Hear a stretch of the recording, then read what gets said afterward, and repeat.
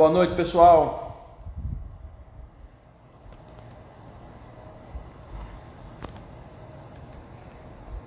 Enquanto todo mundo não entra, eu vou deixar vocês aqui admirando o meu xodozinho.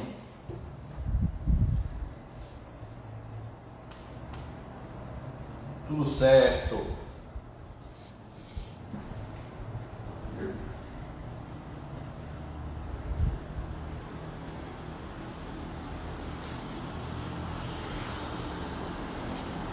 O tema hoje a gente vai falar sobre, vou fixar ele aqui.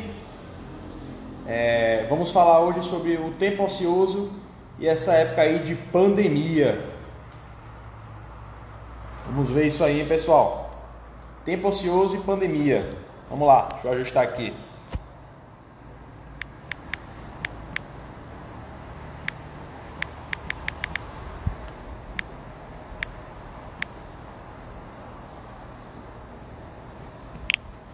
Tempo ocioso versus pandemia. Meu grande amigo Rosenildo Alexandre. Tá aí. Padre mais fitness do Brasil.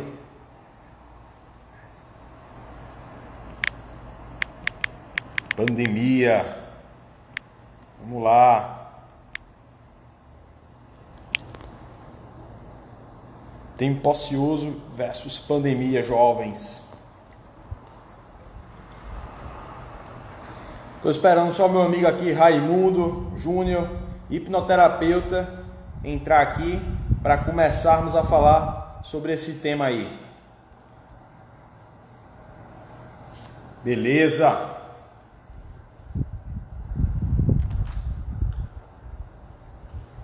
O pessoal fica perguntando que caneca é essa que eu tomo. Eita, derramei café. O pessoal fica perguntando que caneca é essa que eu tomo. É da VP, é a pós-graduação que eu fiz. Estou esperando abrir outra turma para fazer outra pós deles. O pessoal é top. Pergunta porque eu gosto tanto dessa canequinha. Ela é de fibra de coco, é um material totalmente atóxico, bem melhor do que cerâmica e não quebra. Vamos lá.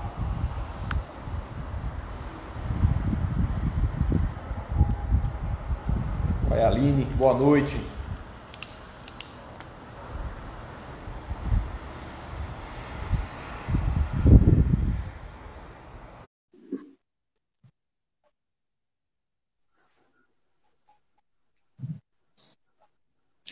Boa noite, Raimundo. Tudo bom? Fala, doutor Guilherme, tudo certinho?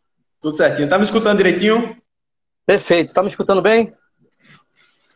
Perfeito também. Maravilha. Vamos lá, meu amigo. Certo. Vamos começar. O pessoal já está entrando aí. Raimundo, primeiramente eu gostaria de agradecer, tá? Eu e Raimundo nos conhecemos no curso de Programação Neurolinguística, o famoso PNL. Eu fui de curioso fazer o curso, né? Gostei bastante. O Raimundo aí já é da área, tem bem mais propriedade do que eu para falar desse assunto aí. Eu entendo é de comida. Boa noite a todo mundo aí. Eu me chamo Raimundo Júnior, sou terapeuta, trabalho com a abordagem da hipnoterapia, estudando psicanálise e também a ferramenta da PNL, que é uma ferramenta muito poderosa no processo terapêutico, tá? E hoje, como meu amigo doutor Guilherme falou, vamos abordar na questão da ociosidade da pandemia, não é, doutor? Exatamente. Raimundo, eu não sei você, mas eu estava acostumado com a pisadinha aí de fazer exercício físico, né? Musculação 2 vezes por dia.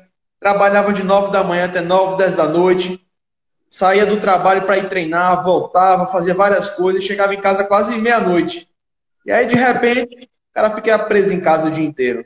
Né? Será que a gente não se sente um pouco inútil, né? De repente não estar com tantas atividades? O que você diria sobre isso?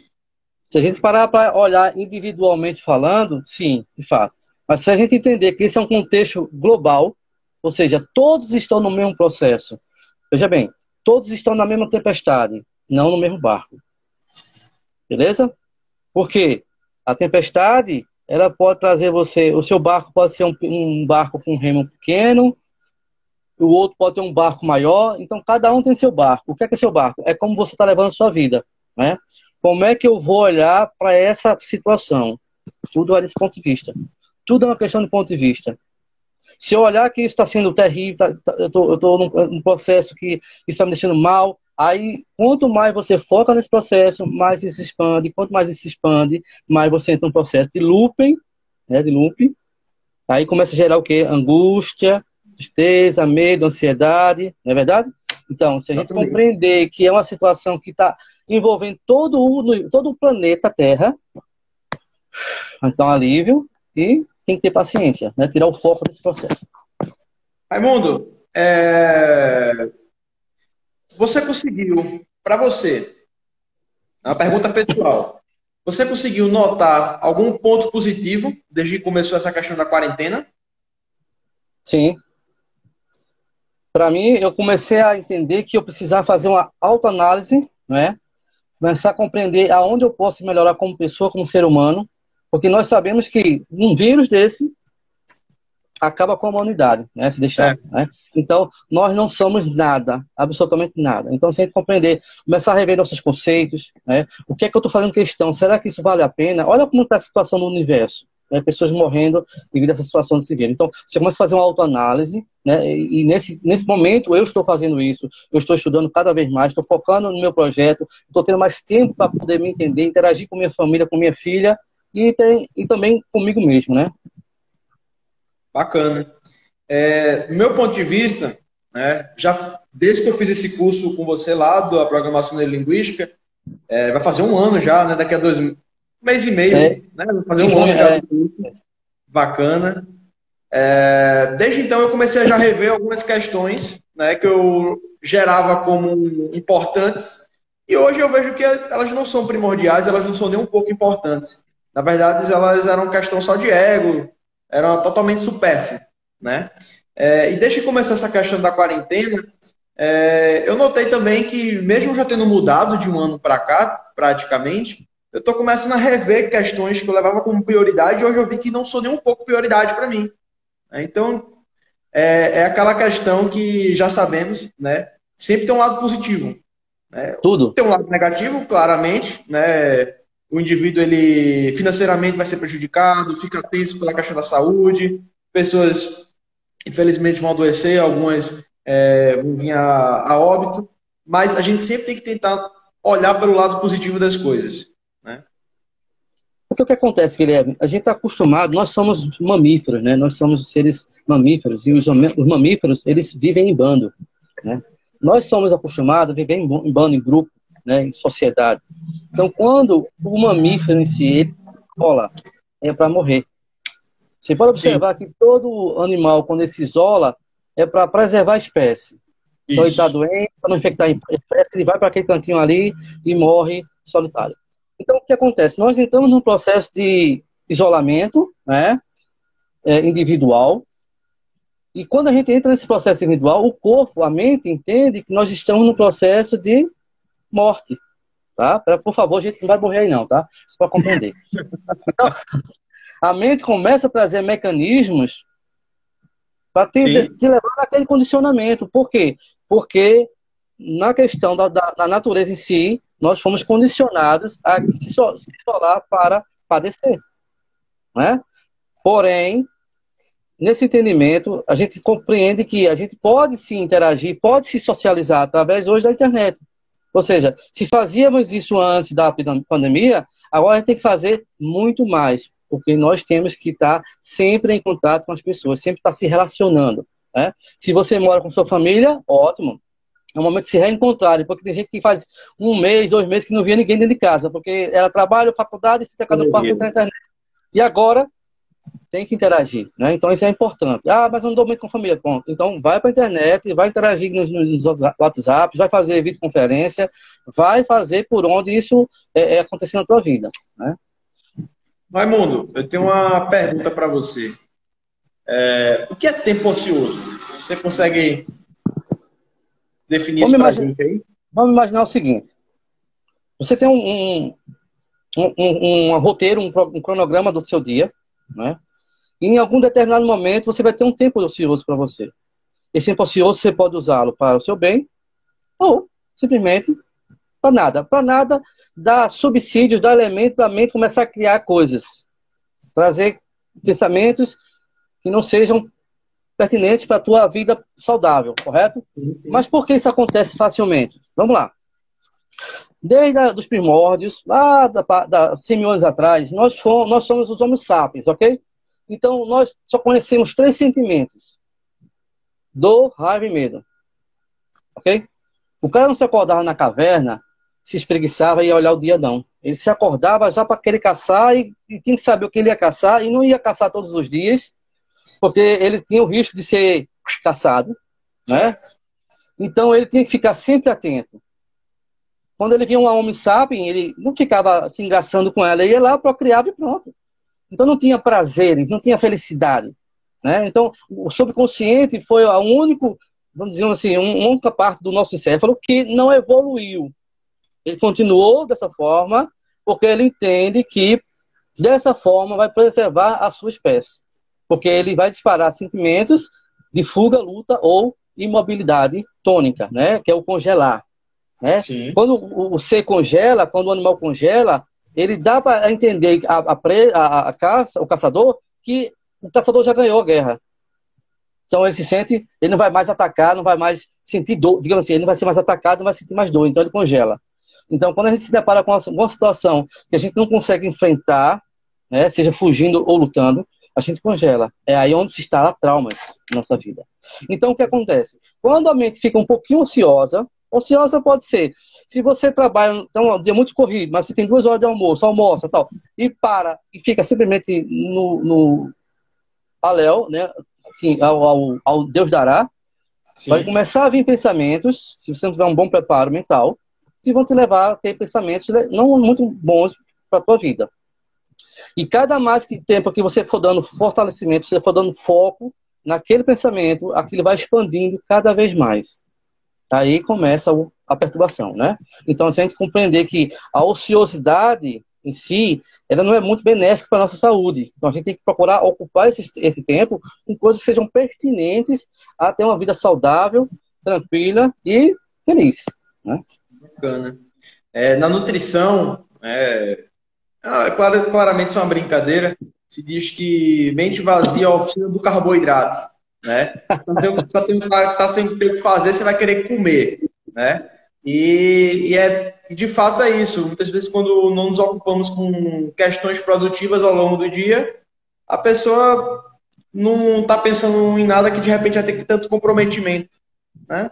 E aí, como você disse, ela fica ao zoléu, famoso de bobeira, né? De bobeira. Muita parte do dia, e aí ela só vai estar pensando em questões que não são tão benéficas à saúde dela. E detalhe, viu? Bem bacana isso. Os pensamentos negativos, eles ficam no nosso corpo 26 horas, tá? 26 horas. Então, gerando substâncias químicas como noradrenalina, cortisol, e esses químicos começam a fazer ruminação emocional dentro de você a 26 horas. Agora, pasmem, se naquele momento você tiver alguma felicidade, que só fica no nosso corpo 2 horinhas, é o suficiente para automaticamente inibir toda a questão da negatividade. Então, veja a importância de você focar no que é interessante, focar naquilo que é pertinente para a tua vida, né? Que traga uma sensação de tranquilidade, de morfina, de alívio, de tranquilidade.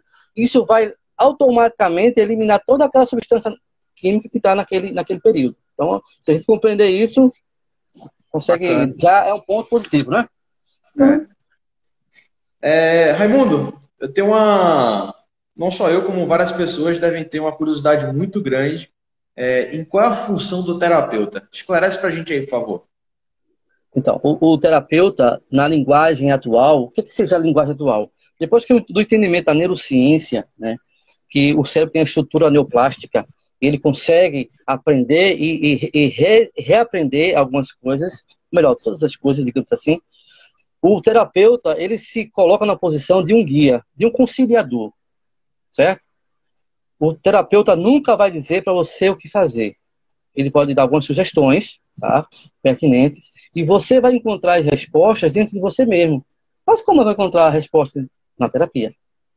Você só consegue... Porque, veja bem, demandas emocionais são tratadas com subconsciente, tá? Com emocional. A gente não pode trabalhar Perfeito, aqui, ó, mediador, nós somos mediador, conciliador do processo, né? Então a gente não pode trabalhar uma demanda emocional agindo racional, porque ele é analítico, né? Ele vai sempre querer questionar, analisar se isso, aquilo. Então a gente tem que estar no processo da terapia, né? Onde a gente consegue colocar o cliente de encontro ao eu dele interior. E nesse processo a gente vai conciliando as partes, né? Existe parte, todos nós temos as partes interiores, né? Umas partes que se pode chamar de as personas, né?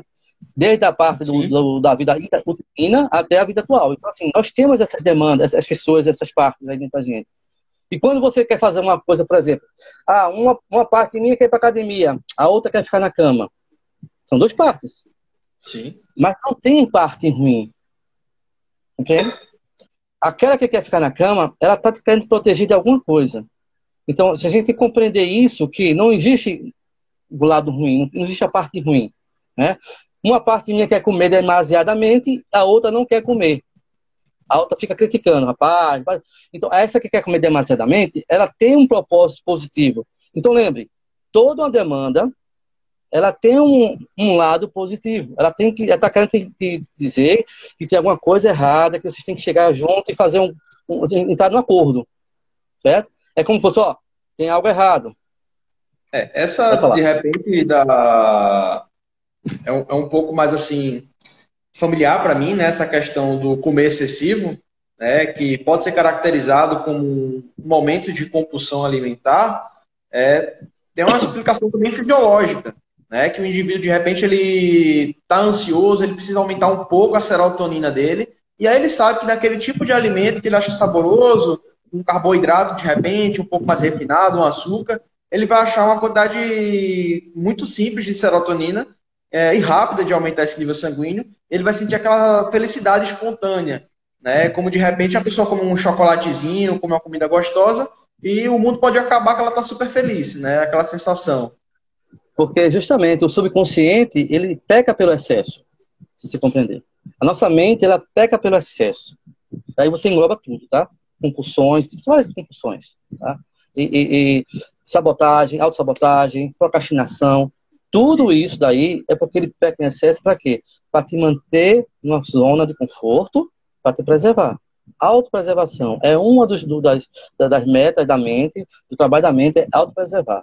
Né? E ele gosta da ociosidade por quê? Porque a ociosidade, amigo, não gasta energia. Pra você ter ideia, você descansando, você está gastando 20% de energia. 20% somente, descansando, tá? Imagina você fazendo alguma atividade. Então, por isso que muitas vezes você quer ter uma iniciativa de praticar um esporte. Eu acompanho o Dr. Guilherme aí, às vezes, quando eu olho 11 da noite, acaba estar na academia. Então, tem gente que até pensa, fala, pô, 11 da noite, pô, nada. Justamente. Você dá uma resposta racional, mas aqui dali foi causado pela tua subconsciente, pela tua mente subconsciente, para dizer a tu, vai não, vai para casa, vai estar tranquilo, não vamos gastar energia, né? É assim que funciona. Eu tenho um recado para dar aqui para uma paciente minha, tá? Ô, Estela, a dipômetro não mente não, viu? Fique ligado nessa comilança de brigadeiro aí. Bacana. Raimundo, eu tenho uma curiosidade também muito boa aqui.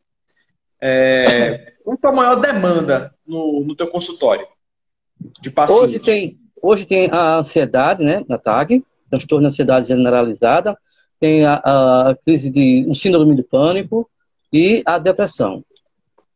Eu atendi 2 casos de compulsão alimentar, mas foram apenas 2. Mas a maior demanda são esses 3. Ansiedade, depressão e pânico. E, de repente, quais ferramentas você, no caso, estaria apto, tem um conhecimento técnico para aplicar nesses pacientes? Me dizem umas 3, assim, por alto. Tá. Todo terapeuta, ele compreende que tem que ter uma caixa de ferramentas, né? Uma demanda de ferramentas. Porque não existe uma fórmula mágica para todos os tipos de clientes. Então, cada cliente tem sua demanda, seu caso, tem sua permissividade, né? Sim. Então, eu trabalho com hipnose, trabalho com PNL, trabalho com Gestalt, trabalho com teoria de partes. São ferramentas que compõem minha caixa de ferramenta, né? Então, depende da anamnese, quando a gente faz a avaliação com o cliente, a gente percebe o que a gente vai utilizar na terapia que é marcado posteriormente. Bacana. Raimundo, me diga uma coisa. Hipnoterapia, o que seria? É algo místico? A hipnoterapia. A hipnoterapia é um tipo de terapia que é utilizado a hipnose como uma ferramenta, tá? Então, a pergunta talvez seria, a hipnose é mística? O que é a hipnose? Será que é coisa do capeta, né, do capiroto? Será que a hipnose é coisa de entrar na sua mente, dominar a sua mente, né? Então compreenda o seguinte, gente, nós vivemos no processo hipnótico constantemente. Mas como é que é isso? Vou te explicar. Vou dar 2 exemplos aqui rapidinho. Você está dirigindo, às vezes, você está pensando na namorada, no marido, no trabalho, na filha, de repente você passa daquela entrada que você ia entrar. Já aconteceu isso com você, doutor Guilherme? Com certeza, direto. Então, você está num processo... Eu vivo me perdendo no estacionamento do Rio Mar. Eu não sei onde é que eu deixo o carro. Todo dia. Viro até Por quê? Se a gente compreender que hipnose é foco e concentração, certo? Foco e concentração. Então, tudo que eu focar, me concentrar, eu estou em hipnose. Certo? Você está assistindo um filme, aí você se emociona, você chora. Você sabe que ali atrás tem um cenário, tem vários personagens, tem câmera, tem luz, tem tudo, ok? Mas você entra num processo de foco e concentração e você começa a interagir naquela forma ali que você se sente na própria cena. Então você chora. Mas por quê? Porque você entrou no estado hipnótico. Bacana. E hoje em dia, focando na televisão, alguém colocou aqui, ó, focou na televisão por 30 segundos, já está em hipnose. Não precisa nem ser 30 segundos não, viu? Basta você segurar 5 segundos ali, você já está em processo de hipnose, porque foco concentração, qualquer foco concentração que você fizer, compreenda que isso é tudo, tá? Às vezes você está, por exemplo, você está alisando sua unha, aí seu esposo fala com você, aí, fulano, você fala, opa, desculpa, o que foi? Você nem escuta, entendeu? né? Então, exatamente, então isso é hipnose. Você estava focado e concentrado ali, fazendo lixando sua unha. Então, tudo a gente... O pessoal chama de no mundo da lua, né? Exatamente. Então, assim, se você acha que isso é do capiroto, então todo mundo aqui é capiroto, tá? Porque a hipnose, ela faz parte da nossa vida, tá? Nós entramos no processo... Nós vivemos num processo hipnótico. Então, a hipnoterapia, ela começa a te trazer para um estado de alteração de percepção, né? Nós temos uma percepção sobre um determinado assunto, sobre um determinado problema.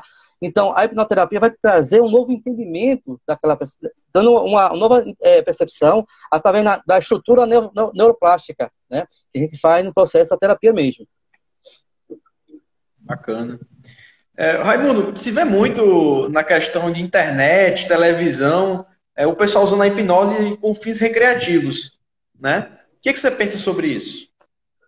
Veja bem, eu já fiz algumas vezes para demonstrar ao cliente como a mente da gente é poderosa, tá? Só que isso tem que ter um certo limite, um certo respeito, porque às vezes eu vejo situações que afeta a questão da integridade moral da pessoa que está participando. Eu não acho correto isso, até porque a hipnose já vem com esse processo místico há muito tempo, então a gente vem trabalhando para compreender que a hipnose é uma ferramenta séria, né? Se vocês acompanharem aí o BBB, eu não acompanhei não, mas tem um Pyong lá, e o Pyong mostrou algumas ferramentas, algumas técnicas de hipnose lá dentro da casa, e surtiu bastante efeito, né? Então, se a gente compreender que ela sim pode ser utilizada para o entretenimento, bacana, mas com ética, com moralidade, com respeito ao próximo, nada para denegrir a imagem de ninguém. Bacana. Raimundo, seguindo aqui nossa pauta, como é que você consegue ajudar a tratar pessoas, de repente, com um desses principais problemas que você falou, que é a tua demanda? Né? Ansiedade, depressão, pânico. Ô, doutor Guilherme, o que acontece é o seguinte, muita gente chega no consultório, às vezes não sabe nem o que tem. Só sabe que tem uma dor no peito, só sabe que não consegue dormir direito, só sabe dizer que tem uma arritmia, só sabe dizer que tem uma sudorese, mas não sabe exatamente o que tem. Então, na própria avaliação, a gente vai compreendendo, né, o histórico de vida daquela pessoa, para, dentro daquela compreensão, a gente trabalhar com a possibilidade dela se livrar daquelas demandas. Certo? Então, trabalhando com esse entendimento, junto com o cliente, a gente esclarece que a mudança ela é fundamental. A mudança dói, como tudo na vida. Certo? Então, ele tem duas opções. Ou viver na dor da demanda, ou viver na dor da mudança, que isso é transformador. Então, para isso, tem que ter autorresponsabilidade, né? E o cliente, às vezes, não está preparado para ter autorresponsabilidade. Ele acha que nosso trabalho é como chegar lá uma varinha mágica lá e se fazer assim, e o cara sai de lá novo, zerado. Mas não é bem assim. Então, a mudança, de fato, ela traz uma dor também, mas é uma dor que transforma. né? Isso. Te traz uma consciência expandida, te traz uma nova realidade, uma nova percepção daquilo que está acontecendo.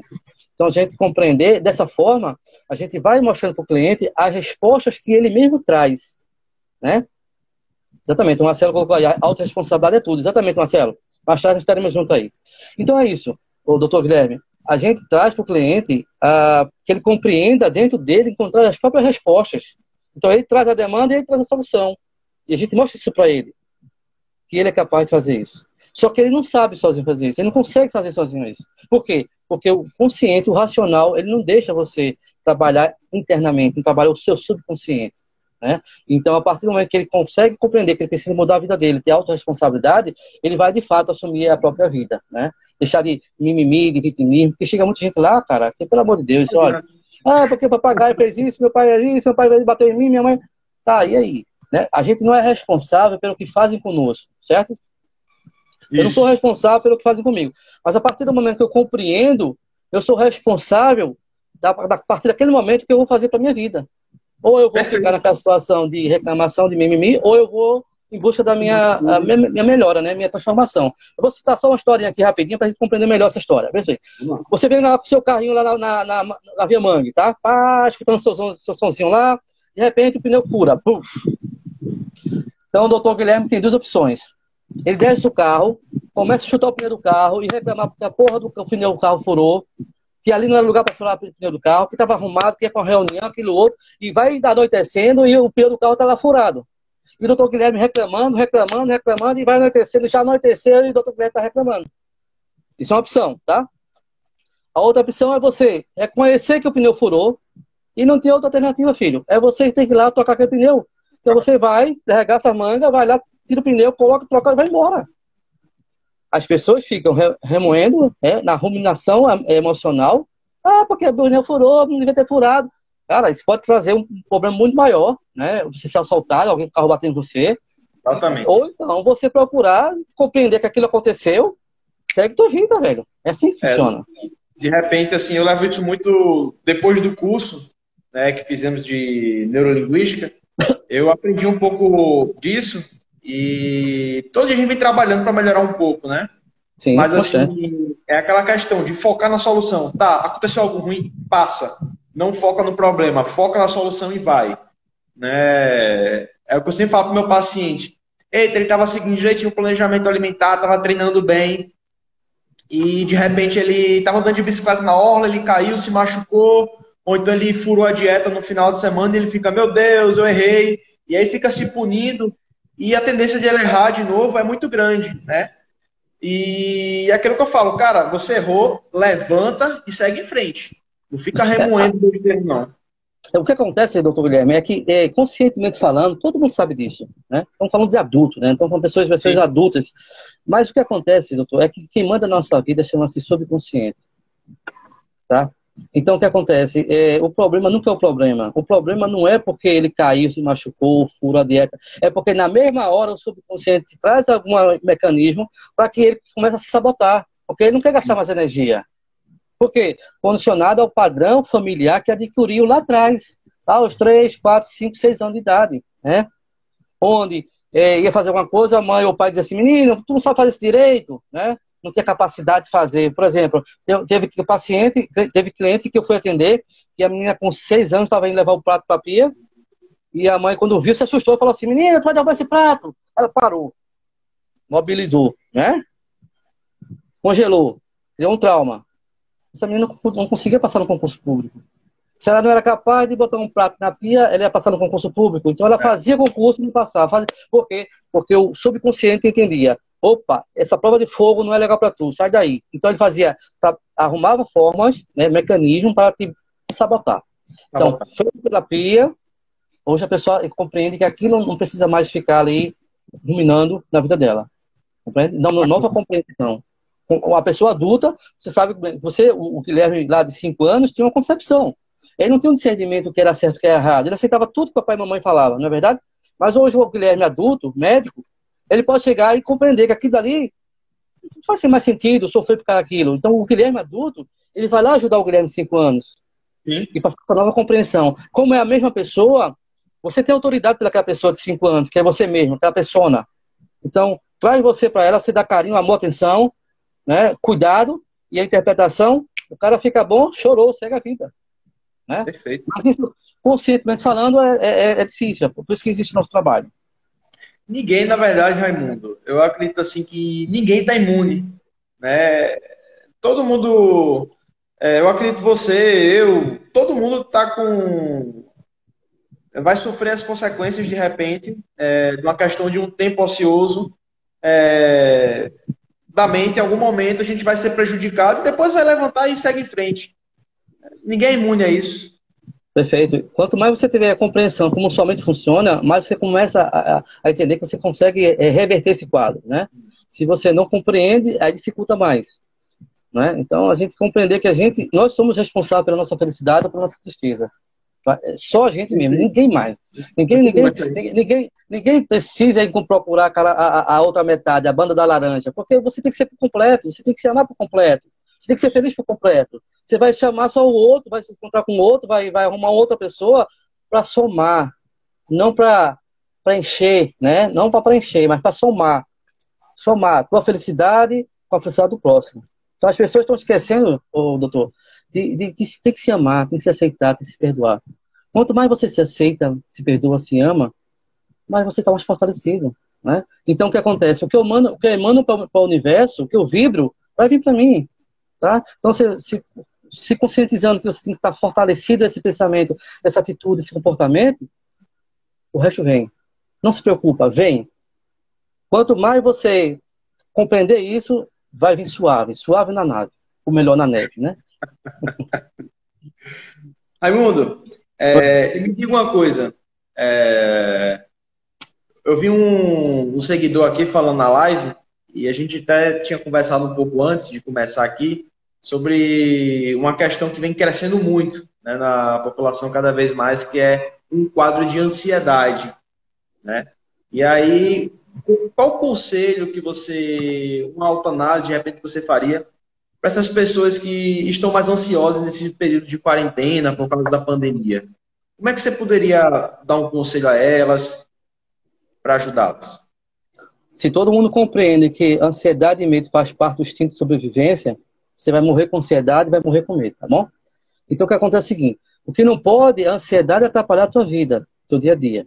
Okay? Quando você percebe que isso está começando a acontecer, você tem que parar e fazer uma análise, né? Do entendimento. Faz sentido isso que está passando? Você tem que ir em busca do seu eu. Lembra, gente, a gente esqueceu de seguir a intuição. A gente esqueceu. As pessoas estão muito assim, ó, agitada, muito imediatista, muito em busca da perfeição, né? Do ápice. Mas se esquece que, escuta teu eu, tua intuição, né? Isso faz sentido que eu estou sentindo? Não, ok. Concentra na tua respiração, ok? Sente tua respiração, sente teus batimentos cardíacos, sente teu pulmão funcionando. Isso é possível sim, gente. Isso é possível. A gente compreender que a gente parar, desacelerar completamente e falar assim, não, calma. Isso não faz o menor sentido, claro, dentro do contexto que eu estou falando. Por exemplo, se amanhã, doutor, eu falar para o senhor assim, doutor Guilherme, amanhã eu vou fazer um depósito de 50 mil na sua conta. Graças a Deus. Possivelmente o senhor não vai conseguir dormir hoje. Tá? Fica doidinho que amanhã é o seu dia, que dê 10 horas da manhã para o banco. É normal essa ansiedade, ok? Mas se não faz sentido, se é uma coisa subjetiva, então analisa, calma, tá tranquilo. Eu não tenho nenhuma entrevista de emprego, eu não tenho nenhuma resposta de namoro, eu não tenho nenhuma coisa que vai acontecer na minha vida amanhã. Então, ok? Concentra a respiração 737, 7, puxa pelo nariz, expira pela boca 3 e prende 7 no abdômen. Então o que acontece? Isso vai começar a aliviar o teu nervo vagal. E quando você começa a aliviar o seu nervo vagal, relaxar, ele começa a ficar tranquilo. E tudo começa a voltar ao normal. Isso é um paliativo, tá, gente? Porque a ansiedade exagerada, né? Ela é somente uma informação que tem algo de errado para você resolver. Então isso aí você vai conseguir controlar sem entrar nos fármacos, né? Se você preferir. Bem bacana. Muito bom isso aí, Raimundo. Parabéns. Tranquilo, estamos às ordens. O Marcelo colocou aqui o seguinte, deixa eu ver aqui, Marcelo, grande Marcelo. Marcelo é um hipnoterapeuta lá de São Paulo, amigo meu. Daqui a pouco nós estaremos juntos aqui na mentoria. O Marcelo colocou o seguinte, inclusive quando se faz terapia, automaticamente se torna mais atraente para o sexo oposto. Exatamente. Quando você faz a hipnoterapia ou a terapia, você vai em encontro do seu eu e você se acha. a plenitude, tá? A essência de tudo. Então, isso começa a te trazer uma nova concepção, um novo entendimento, uma nova consciência expandida. Então, quando tu expande a tua consciência, automaticamente, as coisas, as pessoas, o universo vai vir para você de uma forma tranquila e leve.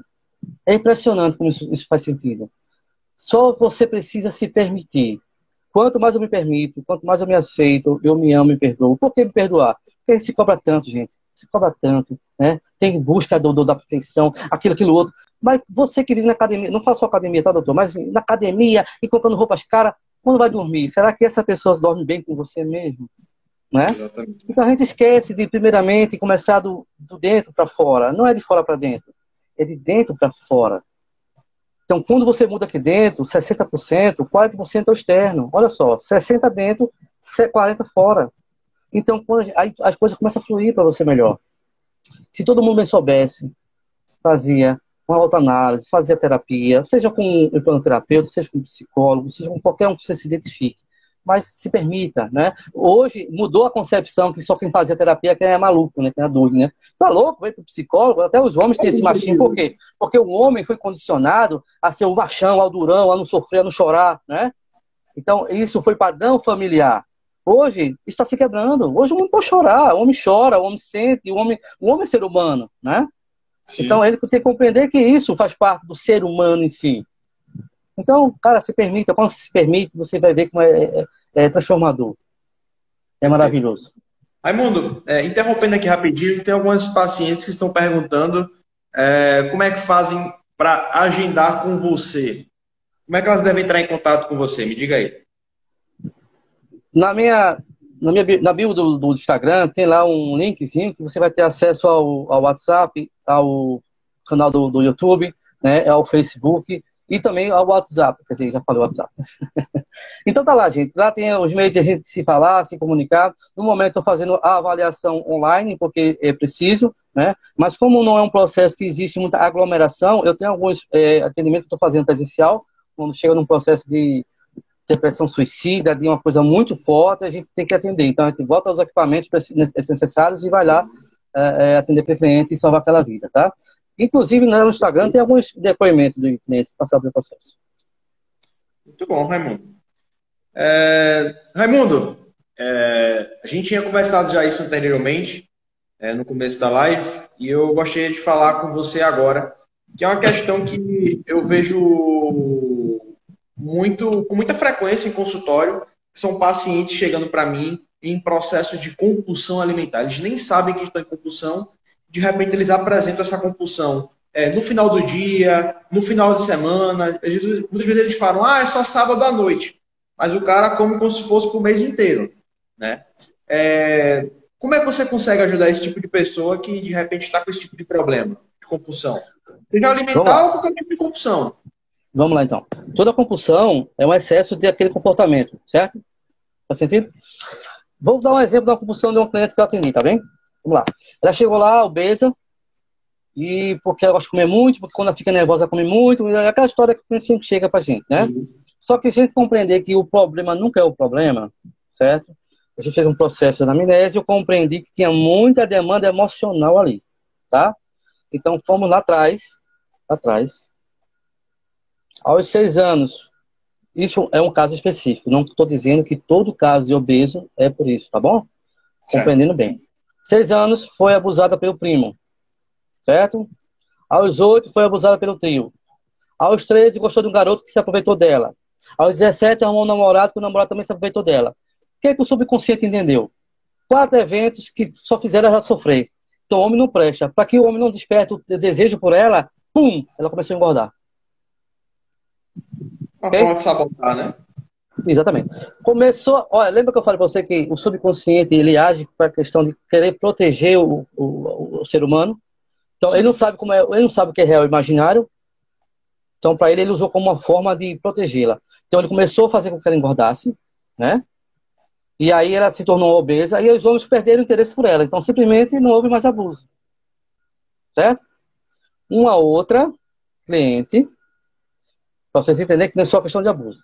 Aos 5, 6 anos de idade, a mãe dizia: você coma, minha filha, coma tudo, para a mamãe ficar feliz. Aí a criança, sem querer comer, mas em honra à minha mãe, eu ia comer. Certo?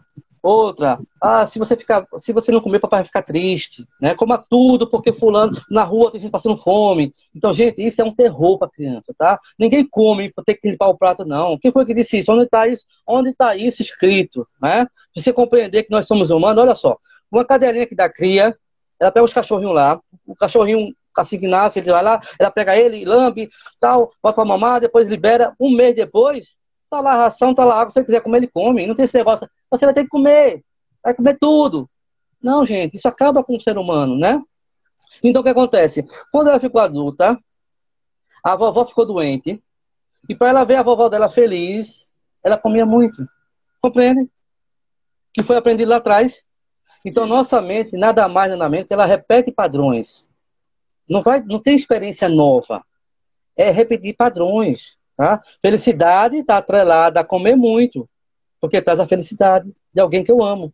Em honra àquela pessoa que eu amo, eu vou comer muito. E eu comendo muito, eu vou ficar obeso. Então, existem duas situações de obesidade aqui com situações totalmente adversas. Então, compreender que nunca a gente sabe exatamente o que aconteceu. Tem que fazer uma avaliação para compreender e trabalhar em cima disso. Raimundo, há uns dias atrás, acho que semana passada, se não me engano, eu fiz uma enquete sobre o que as pessoas acreditavam que, de repente, ajudavam elas a se sabotar mais, né? Vou me lembrar aqui de quatro questões que eu coloquei nessa enquete. A primeira era fazer algo, mas de repente fazer com pouco ímpeto. É uma forma de se sabotar. Né? A segunda, se eu não me engano, era deixar para amanhã. A terceira era se comparar com outras pessoas. E a quarta era não reconhecer que você precisa mudar. Todas essas formas, elas ajudam o indivíduo a se sabotar, com certeza. Mas eu acredito, né, pelo menos em experiência em consultório, que o paciente que ele não reconhece que ele precisa mudar, ele é o pior. Eu acho que eu acredito assim, que aquele paciente que ele precisa de mais ajuda, que ele precisa que o profissional bata mais em cima, converse mais com ele, faça ele refletir. Porque quando você deixa para amanhã, pelo menos você pode fazer. Quando você faz algo com pouco ímpeto, pelo menos você fez alguma coisa. De repente não vai surgir aquele efeito esperado, mas é melhor do que não fazer nada. Se comparar com os outros, infelizmente, é algo que pode gerar uma decepção muito grande. Agora, quando você não reconhece que tem algo errado, você sabe que está se prejudicando, mas você não reconhece que tem algo errado, você não reconhece que tem que mudar, na minha concepção, como nutricionista, eu acho que é uma das piores formas de se sabotar.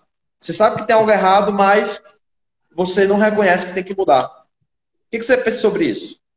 Eu acho que eu falei na live o seguinte: a gente aprende na dor ou no amor, né? Quem é fumante sabe que cigarro é uma merda, uma porcaria, né?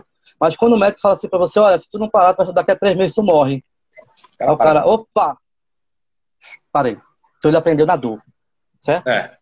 E aprender no amor é chegar pra você e falar assim, eu quero parar de fumar, eu quero fazer um tratamento pra isso.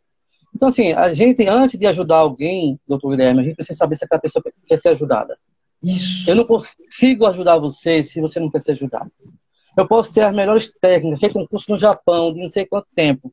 Mas se o doutor Guilherme não quer ser ajudado, paciência, esse não é o momento dele. Compreende? Um dia pode ser que chegue esse momento. Pode ser que chegue, talvez não chegue. A gente tem que respeitar isso. Tá? Então, é por isso que eu faço anamnese. E às vezes já chegou situações na anamnese que eu percebi que o cliente tem ganhos secundários. O que é ganhos secundários? É algo com aquela dor que ela se sente bem. Por exemplo, uma senhora com 68 anos, com depressiva, e eu perguntei para ela, o que pior pode acontecer você se livrar dessa depressão? E ela parou por alguns instantes e pensou, e falou assim, o que pode acontecer é meus filhos não me procurarem mais. Como assim? Não, sempre me ligam, sempre vão lá em casa, levam uma coisinha, passam um dia comigo, almoçam comigo. Certo, e a senhora acha que se a senhora se livrar disso, eles não vão mais aparecer na sua casa? Dificilmente. Então o que acontece? Ali tem ganhos secundários. Sim. Então, a gente passa para o cliente umas formas dele compreender que tem muito mais a ganhar do que perder. Mas se a gente percebe que o cliente não chegou ainda no entendimento daquilo, tá? então não é hora de fazer a terapia. Então eu não faço. Tá? Eu só trabalho com quem quer ser ajudado. Verdade, porque assim, foi o que você falou, a pessoa se especializa, usa todas as técnicas, mas de repente o paciente ele não se torna acessível para o profissional. Não tem como ajudar. Em qualquer área, se o médico ele passa um tratamento antibiótico, anti-inflamatório para o paciente tomar, e o paciente se nega a fazer o tratamento, ele não vai ser beneficiado. Porque assim, Raimundo, diga aí. sabendo que você pode ter todas as técnicas do mundo, né, e dinheiro é uma questão secundária, dinheiro é consequência do seu trabalho. Sim. Mas você tem que olhar o próximo como um ser humano. Né? Então, se o ser humano não está disposto, não está no momento dele, vamos respeitar. Ele acha conscientemente que quer, mas inconscientemente ele não quer. A Rosana fez uma pergunta aqui. Você quer que eu leia ou você quer ler? Por favor, lê aí. A ansiedade é culpada por nós comermos por impulso. Eu passo o dia comendo algum doce, depois salgado, depois doce, depois... Então, veja bem. A ansiedade é culpada, sempre procura culpado nos outros e merecimento dos outros, né? Você compra um carro e bota assim, foi Deus quem me deu, né? Ou então, quando você acompanha a sua vida, você bota a culpa em alguém ou em alguma coisa. Então, se a partir do momento que você parar com essa história de procurar culpados, você percebe que você é o único culpado da história, você começa a se policiar e se reeducar, né? Tendo a compreensão da autorresponsabilidade. Então, a ansiedade, ela vai trazer momentos em busca de calorias, né? Principalmente do açúcar, né? Então, se você compreende que ela faz isso, você não pode dar espaço, né? Ou você procura uma terapia para se tratar disso aí definitivamente falando, ou você vai fazendo questões de paliativas, como, por exemplo, eu sei que você quer me sabotar, portanto, eu não vou comer, ok? É mais difícil, mas é assim, é na dor, né? Você vai aprender na dor, você vai driblando na dor. Bom, correto? Então a gente tem que parar com esse negócio de botar culpa em alguém ou em alguma coisa. Nós somos culpados e merecedores de tudo que a gente faz na nossa vida. É aquela questão, né, de chamar a responsabilidade. Isso. Tem que ter um autoconhecimento muito grande também. Acho que não sei se seria questão de coragem. Não sei se de repente seria caracterizado isso, né? Você chamar a pessoa ter essa coragem de assumir a responsabilidade. A coragem eu digo que é o ponto principal, né? Como se fosse assim, a força de vontade, né? Eu vou fazer isso, tem que fazer, tem que fazer. Mas depois, pessoal, fica automático. Depois começa a ficar automático. Quando você colocar na tua mente, começar a trabalhar em cima dos compounds, né? Olha, eu sou terapeuta. Eu sempre coloco esse papelzinho aqui, ó. Faça isso agora. Isso. Faça isso agora. Ok? Então o que acontece? Que às vezes fala assim, depois eu faço. Aí eu olho assim, eu falo, opa, me levanto, pronto. Porque o visual nos condiciona, né? Você, por exemplo, você está com seu amigo, você vai na Via Manga, você fala Via Manga porque é aquela principal que a gente sempre está apresentando. Aí você vê lá uma placa do McDonald's. Aí você está conversando com ele, você vê a placa. Depois você está na rádio, alguém fala o nome McDonald's. Aí você chega lá na frente do sinal, tem outra placa. Aí você fala com ele assim, rapaz, vamos comer alguma coisa? Vamos para onde? McDonald's. Subconsciente. McDonald's. Por quê? Visualizou. McDonald's. Tá? Então, tudo que você visualiza, você escuta, você vê, você interage, faz com que você vá condicionando para aquilo. Então, se você compreende dessa forma, você faz isso. Você pega um papelzinho e coloca, ó. Faça isso agora. Tipo assim, eu sou responsável pela minha vida, né? Eu sou o único responsável pela minha vida. Então, você começa a entender que, opa, o negócio agora tá pegando pesado. Raimundo, uma coisa que a gente aprendeu, você já devia saber disso, né? Mas eu aprendi assim no curso, vagamente, né? Foi a questão das âncoras. Eu achei muito bacana. E uma vez ou outra, quando de repente um paciente chega no consultório, eu sempre falo para eles, cara, você já me falou de neurolinguística, né? Você já fez terapia, essas questões. E uma vez ou outra, muito raro, só quando eu vejo que um paciente está muito aflito, a gente começa a conversar um pouco sobre isso, né? Porque o meu perfil de profissional da área da saúde é mais de conversar com o paciente do que chegar a impor para ele algo, né? Foi o que você disse, primeiro você tem que saber se a pessoa está pronta para aquilo.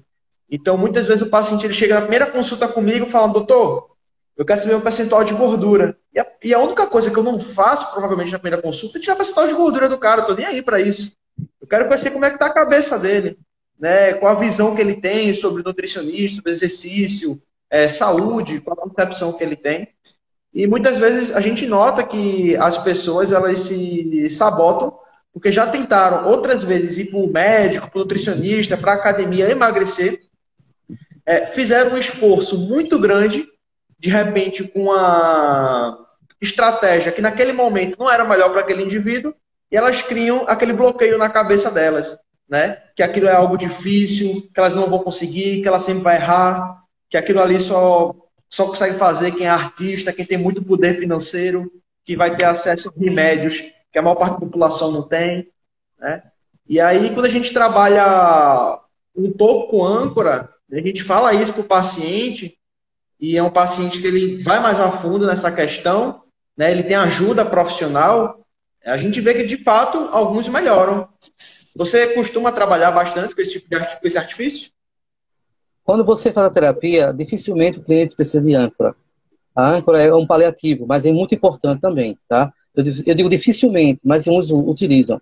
A gente tem que compreender que a gente tem um mindset, a gente tem uma programação na nossa mente. Isso já vem, vamos dizer assim, brincar um pouquinho de fábrica. Desde a vida intrauterina, né, até os 6, 7 anos de idade, nós temos todo o entendimento sobre padrões e crenças. Claro, isso vai aumentando cada vez mais. Cada vez mais que eu tenho uma sensação que condiz com a outra que eu já tenho aqui dentro, vai fortalecendo, compreende? Então, o que acontece? Hoje, como adulto, a gente compreende que essas demandas, esses padrões que nós temos, não são agradáveis para a nossa vida. Então, a gente precisa fazer um change, né? Uma mudança de mindset. Sim, O que é mindset? Toda a programação que eu tenho na minha mente sobre mim mesmo, né? Quais são? Você vai relacionar. Tá? Eu sou capaz, eu sei o quê, minha autoestima está baixa, como é que eu queria que fosse? Aí você pega outra folha e escreve. Certo? Aí você escreveu como você queria que fosse, pega aquela, você rasga todinha, rasga, joga fora. E aquela que você queria exatamente, você começa a colocar em lugares visíveis na sua vida, no seu dia a dia. Seja um quarto, banheiro, guarda-roupa, carro, celular, tudo. E você começa a visualizar aquilo. Lembra a história do McDonald's? Toda vez que eu visualizo aquilo, aquilo vai fortalecer na minha mente. Então isso cria rotina, padrão, constância. Quanto mais eu faço esse comportamento, quanto mais eu visualizo isso, mais isso vai fortalecer na minha mente. Eu começo a fazer uma mudança de padrão ali. Tá? Então a gente compreende que somos seres humanos, temos as mesmas capacidades. Agora, muita gente se entrega no limite da mente. Por quê? Porque a gente foi condicionado ao medo, o doutor Guilherme. Né? A live vai cair. Se você quiser continuar, a gente pode recomeçar outra, mas a live vai cair. E vai, Pessoal, assim que cair, a gente vai começar outra live. Pode falar aí, Raimundo. Vai ficar gravado isso aí, vai? Vai. Massa, então. Vamos lá. O que acontece, gente? Quando a gente nasce, eu não sei atualmente como é que é, tá? Mas quando a gente nasce, geralmente a gente levava uma tapa na bunda, né? Um bumbum. Pá! É isso não? Aí o cara fala assim, puta merda, acabei de chegar aqui, já tô apanhando, bicho. Né? Medo, raiva e dor. Não é isso não? Não é assim? Isso. Pronto. Aí começa a andar, aí a mãe quer botar o menino pra dormir, o menino quer dormir. Boi. Coisa cara preta, bem pegado, doutor Guilherme, que tem medo de careta. O que acontece? Medo, né? Quando tá um pouquinho maior, o mais de florzinha, velho do saco, papafigo, né? Mula sem cabeça, medo. Vai botar um prato na pia, a mãe diz que não tem capacidade, medo. Quando vai fazer o Enem, não consegue passar. Por quê? O medo está intensificado entre a gente. Se você que é mãe, quer pai, a partir de hoje, mude essa comunicação com seus filhos, né? Uma comunicação não violenta. Isso é comunicação violenta, tá? Mude, né? Tem uma técnica que é bastante interessante para usar com criança, que quando a criança for dormir, 10 minutinhos após ter dormindo ali, você começa a dizer para ela conceitos, com qual dispositivos ali, no outro dia já amanhece uma criança mais fortalecida. Então, a gente tem que compreender que acabou, não precisa ser isso, seguir isso não.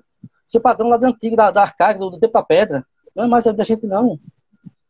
Então, por isso que nós temos hoje adultos com problema de autoestima, de capacidade, de aceitação, né? Se sentindo culpado, medo de tudo. É por isso. São adultos que estão carregando aquelas crianças doentes, né? Aquelas crianças sofridas. Ele só está externalizando aquilo para o momento.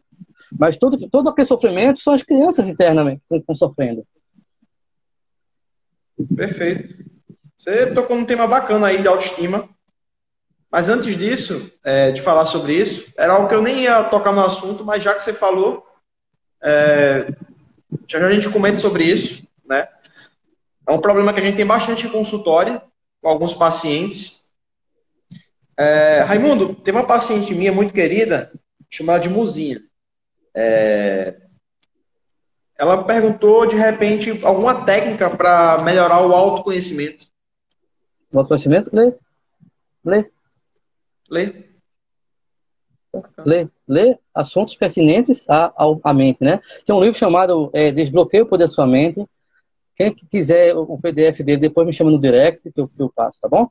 Mas por que eu falo desse livro? Porque esse livro é o básico.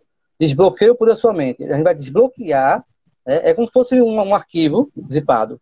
A gente vai dizipar, vai deletar tudo que está dentro e vai inserir novos arquivos, compreende? Então, esse livro chama-se Desbloqueio o Poder da Sua Mente. Ele vai tirar as crenças e padrões que você está acostumado, da nova compreensão, e você vai inserir novos mindsets, novas informações no teu subconsciente. Então, a partir dali, você começa um novo aprendizado, uma nova vida, na sua nova versão. Bacana. Raimundo, você falou aí, né, sobre autoestima. Sabendo que, de repente, o nosso público-alvo no nosso consultório, o Centro Residência, o nosso público-alvo é um público que, de repente, ele procura emagrecimento. E atendemos uma parcela muito grande de uma população obesa, né, que é uma doença crônica. E muitas vezes esse paciente ele chega com autoestima muito baixa, né? Por diversas questões. O paciente ele não se acha bonito, na verdade ele não se sente bonito, né? Se olha no espelho ele não está agradado com a sua estética.